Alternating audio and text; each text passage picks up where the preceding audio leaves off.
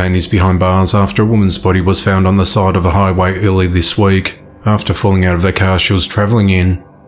At around 12:13 a.m. on Monday the 5th of June, authorities responded to a call of a body found northbound along Interstate 89 in Hopkinton, New Hampshire, near the 7-mile marker. When troopers arrived, they found a deceased woman in the breakdown lane of the highway. She was unable to be identified at the time. New Hampshire State Police described her as 5'1", 111 pounds, 18 to 30 years old, with fair skin, blue eyes, and strawberry blonde hair with neon green coloured fingernails and toenails. She had a tattoo on the back of a feather with birds flying out of it. Investigators believe that the body would have been laying there for no more than an hour. Later that day, authorities identified the individual as 27-year-old Gina Majorano of Henniken, New Hampshire. An autopsy determined that Gina died from blunt impact head injuries. On the evening of Tuesday, the 6th of June, authorities arrested 30-year-old Thomas Hanley of Henniken, New Hampshire. He was charged with felony conduct after an accident, breach of bail and stalking. On Wednesday, the 7th of June, Thomas appeared in court. Prosecutors said the two were driving together when Gina somehow fell out of the vehicle. Instead of stopping to help, Thomas drove away and contacted police the next day. Defense attorney Meredith Lugo said it appears to be the working theory that unfortunately both of these individuals were at least allegedly significantly impaired by methamphetamine. Merrimack Superior Court Judge John Kissinger said, "However impaired somebody is, to drive away and leave them on the side of the highway is very concerning." Prosecutors said Thomas shouldn't have been in contact with Gina because of a prior restraining order. Meredith said that Thomas is clearly distraught by the situation. "He doesn't at all strike me as someone who is uncaring for the victim," she said. Thomas was released on a $5,000 bond and was ordered to be placed on electronic monitoring. He's scheduled to be back in court in August. In a Facebook post, Gina's aunt identified Thomas as the father of Gina's children. The investigation into the matter continues. 39-year-old Brandy Lynn Parker was arrested this week with the death of a 1-year-old child at their home in 2020.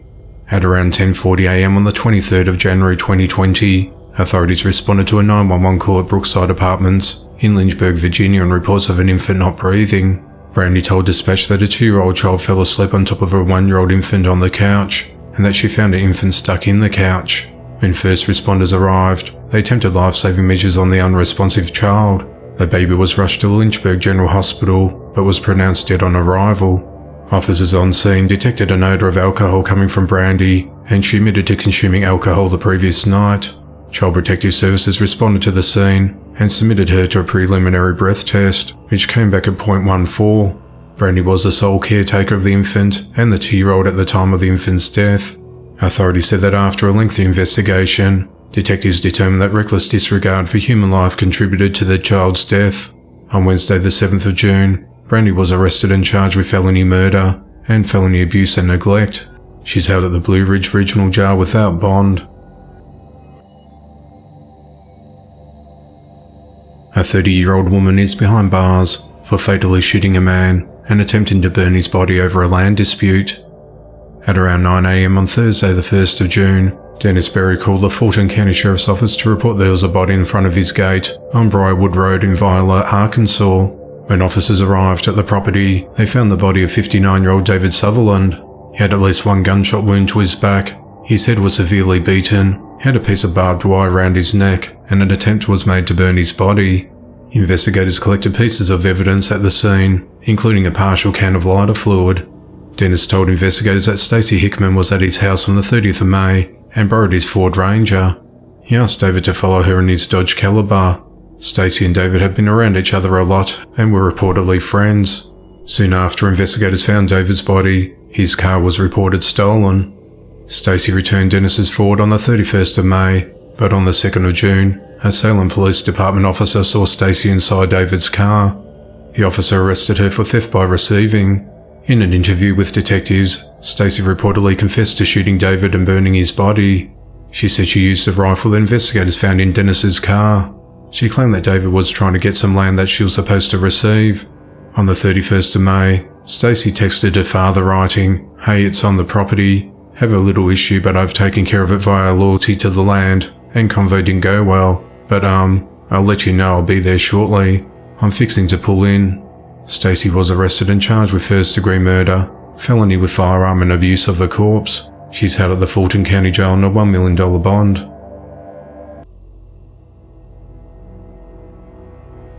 45-year-old Danny Sottle Jr. is behind bars, and he's accused of fatally shooting his 39-year-old girlfriend Tiffany Raymer. The shooting occurred early Friday morning on the 9th of June at an apartment complex located at 40 Iowa Street in Uniontown, Pennsylvania. Danny and Tiffany spent the night together in an apartment using drugs. Danny told officers that he shot his girlfriend after he became paranoid and thought the woman had friends coming to rob him. He then left the apartment and was found at a gas station, wearing no shoes and with a gun in his waistband. Danny was arrested and charged with criminal homicide, aggravated and simple assault and recklessly endangering another person. He's held at the Fayetteville County Prison without bond. 44-year-old Jamie Mae Smith was arrested last week for stuffing the remains of 30-year-old Jose Lopez into a barrel and leaving it in a motel room. On Saturday the 3rd of June, authorities responded to an anonymous tip stating that there was a dead body in a room on the second floor of the Motel 6 at 7707 Lee Highway in Chattanooga, Tennessee. When first responders arrived at the scene, they were directed to 2 rooms next to each other on the second floor. In one of the rooms, officers located the body of a deceased male, which had been stuffed into a metal barrel and covered with a blanket inside room 216. The deceased man was quickly identified as Jose Lopez. In the second room, officers found about 1.5 grams of meth. Investigators found hotel records that showed one of the 2 rooms had been rented by Jose and the other had been rented by Jamie. Footage from the motel surveillance camera reportedly showed a woman with long blonde braids leaving 216 prior to police arriving at the location. Motel management reportedly identified the woman as Jamie. Later that day, an officer returned to the motel to retrieve the surveillance footage, and while he was speaking to an employee at the front desk, Jamie walked into the room. Police questioned Jamie about the body found in room 216. She told investigators that she knew Jose and that the 2 of them would do meth together in their rooms all the time. Jamie told police that about 4 days ago, she went into a room and saw Jose laying on the bed and appeared to be breathing. She said that she left the room, but when she came back Jose was unresponsive. Jamie said that she freaked out, so she went to the baseball fields down the road and grabbed a barrel. She then brought the barrel back to her room and put it on its side. She then placed Jose on the ground and put him inside of the barrel. She said that she then put the blanket over the barrel. She stated that she wanted the body out of her room, she did not want to call police, and that she did not want to go to jail. Jamie was arrested and charged with abuse of a corpse and possession of meth. She's held at the Hamilton County Jail on a $10,000 bond. A 34-year-old man is behind bars for allegedly drowning his 56-year-old mother.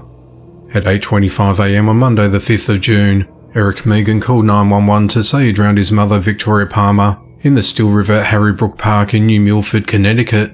He told dispatch that he kept hearing demons. I was feeling them. I'm not feeling them now that she's dead. The demons have been constantly plaguing me, he added. Eric stayed on the phone for several minutes as he described the drowning and was taken into custody a short time later after giving police his exact location along the river. Victoria was pulled from the ward and rushed to nearby New Milford Hospital, where she was pronounced dead. While interviewed, Eric told detectives he invited his mother to go for a walk in the park with him, something they did regularly, knowing he planned on hurting her. Upon reaching the riverbank, Eric described how he pushed his mother into the water and putting her into a headlock and holding her beneath the surface for about 10 minutes. He said that his mother fought him for several minutes, but he could keep hold of her as he slowly drifted farther from the shore and deeper into the water until she finally went completely limp. He said that he then returned to the shore, pulling her body along with him and leaving her floating face down in the water. He then called police about half an hour after killing her. He later told detectives that he'd been having a hard time for the past couple of weeks and that he had sought help for his mental health issues. At the time of his mother's drowning, Eric had not been taking his anti-anxiety medication. Eric told investigators that he had not slept at all the previous night because he had been tormented by demons. He described the demons as insects all over him, but he could not see them. He could only feel them. He stated that strangling his cats was his first attempt at making the demons stop, but that was not enough. When asked why he chose his mother, he stated, "Because I love her the most." He stated he feels safe now. He believed that his mother loved him so much that she'll be willing to sacrifice herself to save him. Eric's been charged with murder, and he's been held on a $2 million bond. His next court appearance is set for the 11th of July. A woman is behind bars after a 3-year-old son accidentally shot himself in the head. At 6:15 p.m. on Wednesday the 7th of July, authorities arrived at St. Vincent's Hospital in Ascension Street in Indianapolis, Indiana in reference to the shooting. The child's mother, Portia Walker, told police she found a handgun in the box in her backyard at 833 Independence Avenue in Evansville, Indiana. She said she brought the box into the house, took the gun out, and put it back into the unlocked box. She said while she attended to other children in the home, she said a 3-year-old son got hold of the gun and shot himself in the head. She said she didn't call 911, but instead called family members who came over and took the child to hospital. The boy is expected to survive. Portia consented to having police search her home for the gun, and while at the house, officers found 290 grams of meth in bags, placed in children's clothing in the bedroom closet. In addition, 2 digital scales and 2 bags of marijuana were found in a pack and play in the master bedroom. A handgun was located on top of a kitchen cabinet and was found to have been reported stolen in March. Portia denied knowing anything about the drugs found in her home. Her 3 children were placed with the Department of Child Services. Portia is charged with negligence of a dependent, meth dealing and theft of a firearm. She remains held at the Vanderburgh County Jail. A funeral homeowner is behind bars after allegedly fatally shooting a 30-year-old man and wounding a woman at a young girl's funeral. At 1:20 p.m. on Tuesday the 6th of June, authorities responded to reports of shots fired at the Washington National Cemetery, located at 4101 Suitland Road in Suitland, Maryland. When officers arrived, they found Ronald Stephen Banks injured from a gunshot wound and another victim with a graze wound. Medics transported Ronald to a nearby hospital, where he died shortly thereafter. During the investigation, detectives learnt that 48-year-old Wilson Chavis owns and operates a funeral service on Suitland Road. He allegedly confronted 2 other people affiliated with another funeral company, with which Wilson has a long-standing business dispute, just as a burial service was preparing to get underway. Several funeral attendees became upset with Wilson and confronted him over his behaviour when Wilson fired 2 shots. Wilson fled the scene in his vehicle following the shooting, and minutes later police pulled him over and he was arrested. Robert attended the funeral as a pallbearer in honour of 10-year-old Ariana Davis, who was shot in the family car on the 14th of May along the 3700 block of Hayes Street northeast in Washington, D.C., while heading home after celebrating Mother's Day. She died 3 days later. Metropolitan D.C. Police are offering a $45,000 reward for information leading to the arrest and conviction of the suspect or suspects. Wilson is charged with murder, attempted murder and other related charges. Ariana's mother Antoinette Belk said, "I'm so traumatised what's happened at my daughter's burial site. I didn't even get to lay her down, even put her in the ground. And another incident happened. This is so traumatising to me. My children, my whole family. It's trauma after trauma," she said. A man and his 2 sons have been arrested on murder charges in connection to a fatal shooting incident this week. 53-year-old Raul Orozco, 28-year-old Jose Orozco, and 21-year-old Christian Orozco are accused in a roadway confrontation that resulted in the death of 32-year-old Marcus Fino Jr. The shooting occurred just before 6 p.m. on Tuesday the 6th of June, along the 5900 block of Donovan Drive, near Montoya Road in El Paso, Texas. Raul was driving a truck and started following Marcus, who was driving a Chrysler 300. Marcus had 3 passengers in his car, which included his 10-year-old son, who was in the back seat. Raul told investigators he saw the Chrysler 300 pass his home several times earlier that day, and believed the vehicle may have been the same one that crashed into his mailbox a month earlier. He said he started following the Chrysler from his home into Donovan Drive when he tried to get the license plates. During the chase, Raul called his sons for help. The 2 sons manoeuvred their vehicle in front of Marcus's car, blocking him in, while Raul hit Marcus's car from behind with his truck and blocked him in from behind.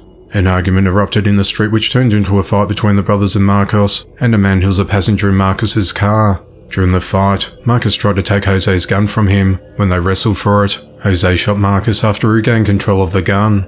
Raul and his sons then left the scene and called police from a different location. A male passenger in Marcus's car flagged down a police car along the 6100 block of Donovan Drive near Arcraft Road. Marcus was rushed to the University Medical Center but succumbed to his injuries.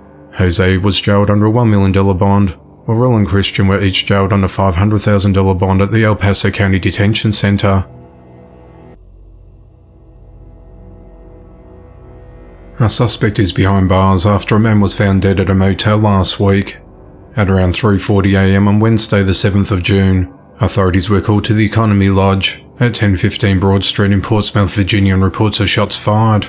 When officers arrived, they found 52-year-old David Williams who had been fatally shot. During the investigation, detectives identified 44-year-old Will Patterson Sr. as a suspect. The next day, Will was arrested and charged with second-degree murder, use of a firearm in the commission of a felony, and possession of a firearm by a convicted felon. Will is held at the Portsmouth City Jail without bond. The motive in the attack is unclear, as the investigation into the matter continues.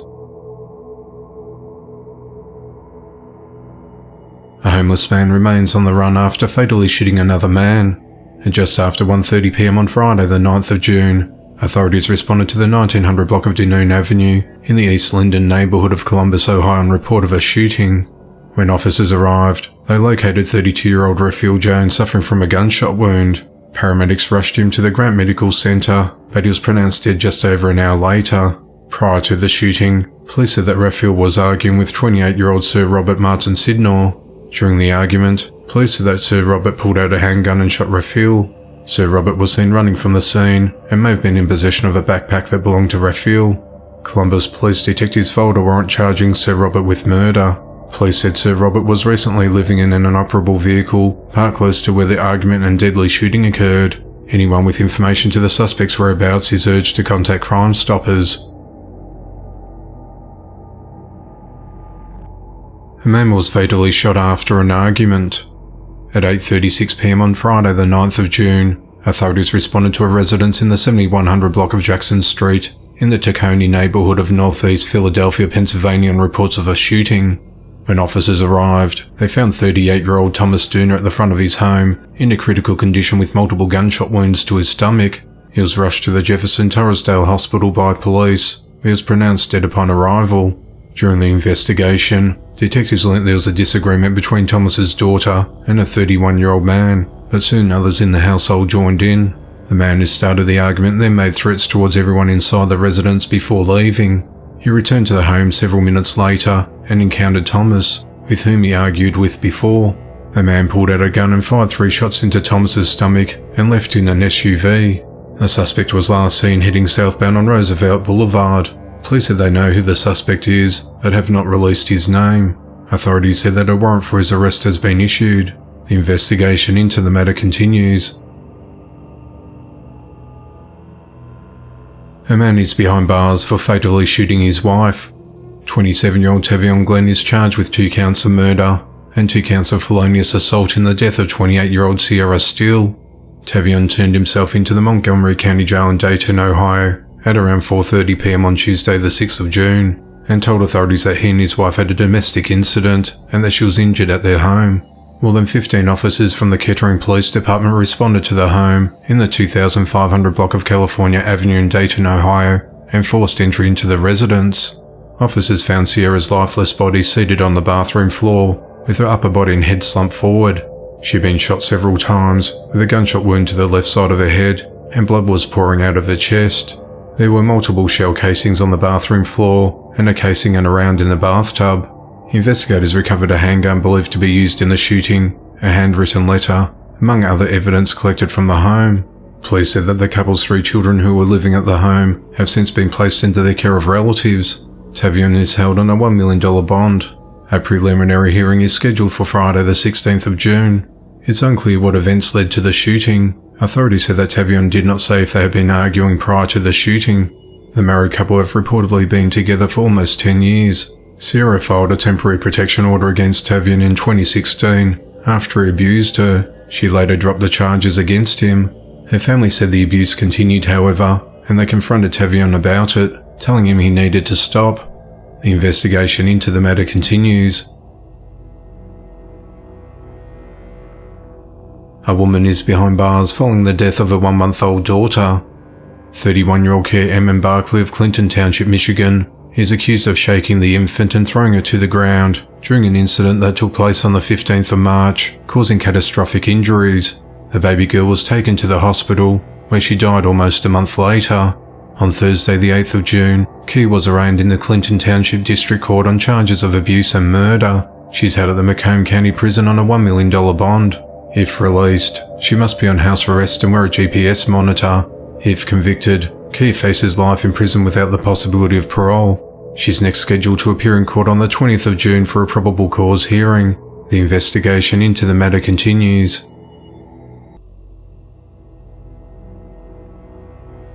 A woman is behind bars after fatally stabbing her ex-boyfriend over the weekend. At 3:03 a.m. on Saturday the 10th of June, authorities responded to a home at 4587 Mountain Tabor Road in Red Springs, North Carolina on reports of a person stabbed.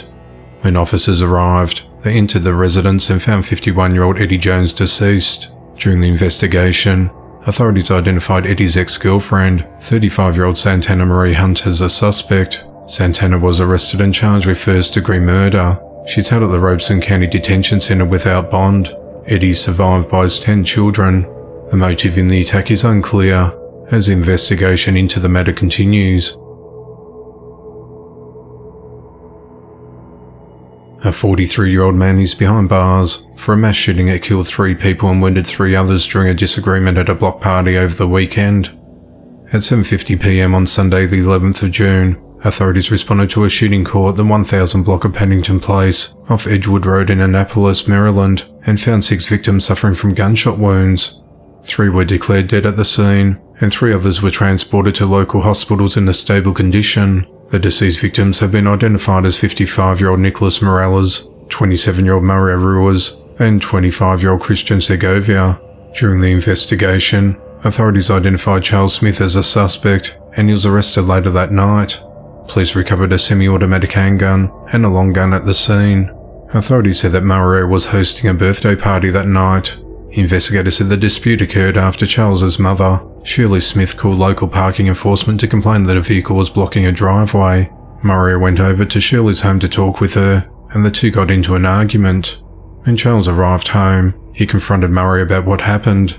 Things turned physical and Charles pulled out a gun. They tussled over the gun when Charles fatally shot Mario. He then stood over Mario's body and shot him multiple times.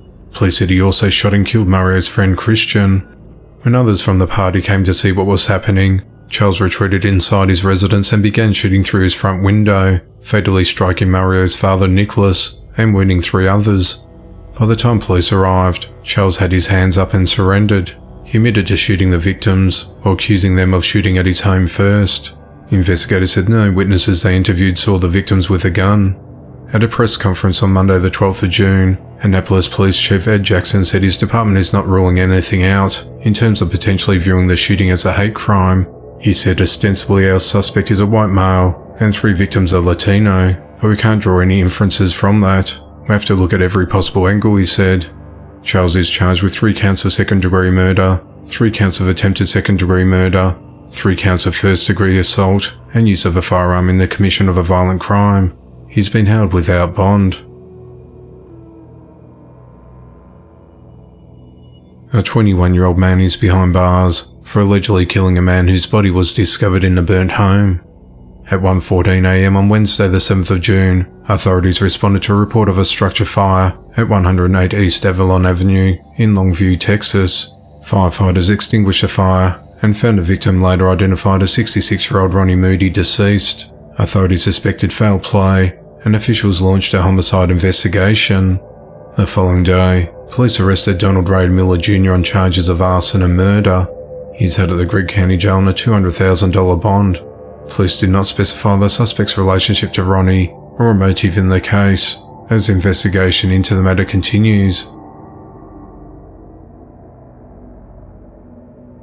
22-year-old Adrian Nicole Vetter is behind bars for allegedly abusing a 10-month-old infant she was babysitting.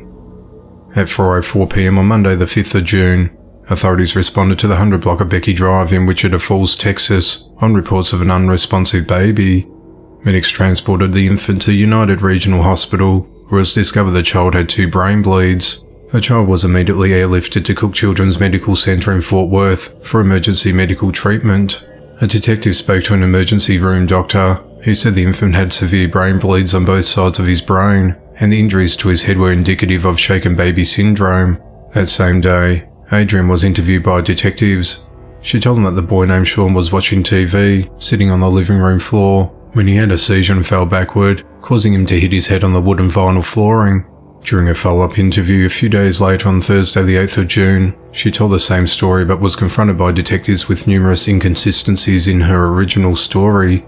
Adrian said she was arguing with her husband over the phone about cancelling her wedding. She said the baby was crying and fussy and was refusing to take a nap at around 11 AM on Monday morning. She then told them that around 3 PM, she lost her temper, grabbed the victim out of the crib and struck the back of his head on the side rail of the wooden crib with force in an attempt to get him to stop crying. Adrian then told authorities that she took the child into the hallway and struck the victim's head into the wall of the hallway forcefully. She said that the victim was also gasping for air when she struck his head on the hallway wall. She said that she then took the child to the living room, set him down on the floor and went to the kitchen to get him some milk. She said she returned to find him unconscious and not breathing. She told officers she had mental health disorders, but claims that she takes medication for the disorders. A forensic paediatrician at the Children's Hospital told police that she believes that Adrian was downplaying what happened. She said that she believes that Adrian forcefully struck the victim's head on the crib and wall several times, not only one time each as Adrian claimed. The child suffered seizures due to severe abusive head trauma and injuries to his spine, including severe sprain and fracture to the upper part of his neck. The baby's in a very critical condition, and it's unclear whether he'll survive. Detectives later spoke to the victim's mother, Felicity Dishman, who said that Adrian told her the same story about what had happened as she told investigators. She said Adrian had been watching a 10-month-old son for 2 weeks, and that Adrian has a temper, but she's never seen her take it out on children, just her own dogs. On Friday the 9th of June, Adrian was arrested and booked into the Wichita County Jail. She's charged with injury to a child and is held on a $1 million bond.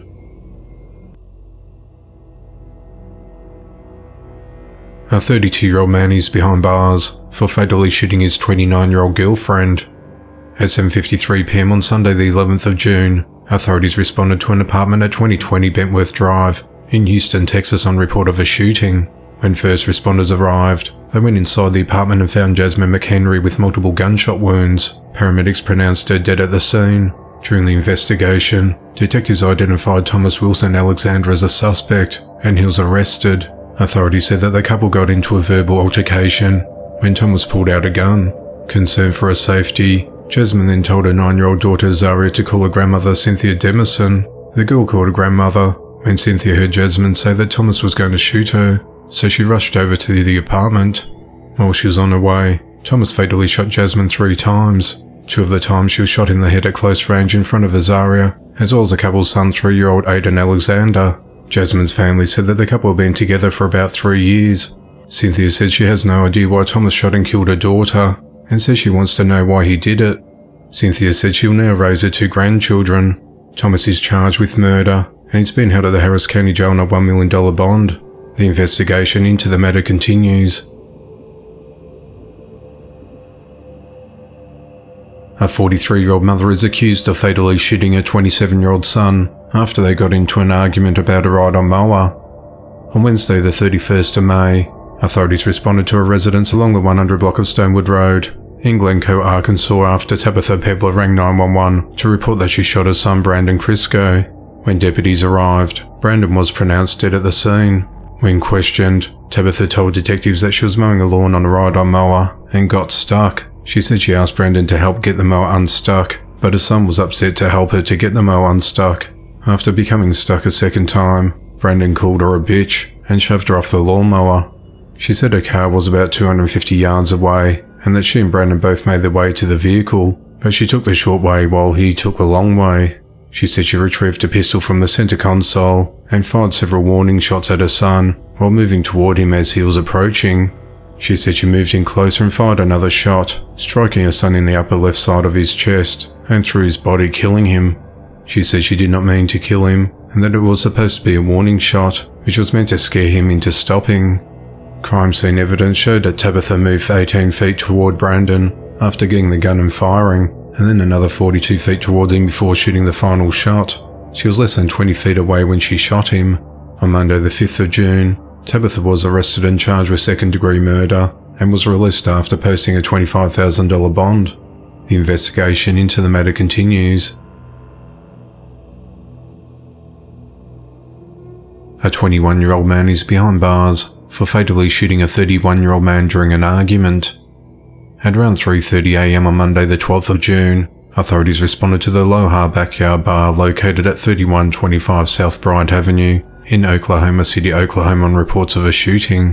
When officers arrived, they found 31-year-old Justin Smith lifeless with multiple gunshot wounds. Investigators said that it appears that he and 21-year-old Jonathan Thomas were involved in an argument with one another which resulted in Jonathan shooting Justin. Police said Jonathan remained on scene and was arrested. He's been charged with first-degree murder, and he's held at the Oklahoma County Jail without bond. It's unclear what the argument was about. Justin is survived by his 2 children aged 5 and 10. The investigation into the matter continues.